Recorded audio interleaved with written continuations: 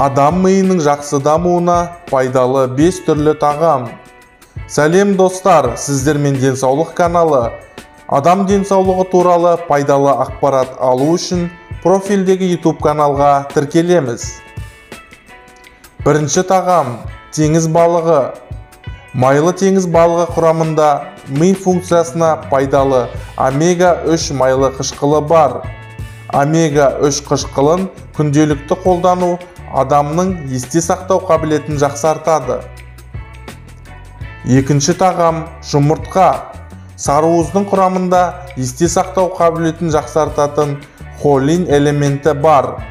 Балаларыңыздың ас мәзіріне қайнатылған жұмыртқа, омлет тағамдарын қосыңыз. Үшінші тағам – жержаңғақ майы. Жержаңғақ ми жарықшасын қорғайтын антиоксидант, Е дәруменінің көзі болып табылады. Жержаңғақты кез келген салатқа қосуға болады, ал жержаңғақ майын нанға жағып жеген дәмді. Төртінші тағам – дәнді дақылдар.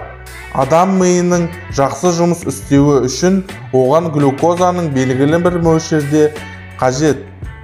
Қабығы алынбаған тұтас дәнді дақылдардың құрамында қанға қанша мөлшерде глюкоза түсуін реттейтін өзекте бар. Оған қоса Б тобының дәрумендеріне өте бай. Күнделікті өмірде тұтас дәнді нан қолдануға болады. Бесінші тағам – сүт және йогурт. Сүт өнімдері ми тінінің өсуіне қажетті Б тобының дәрумендеріне өте бай.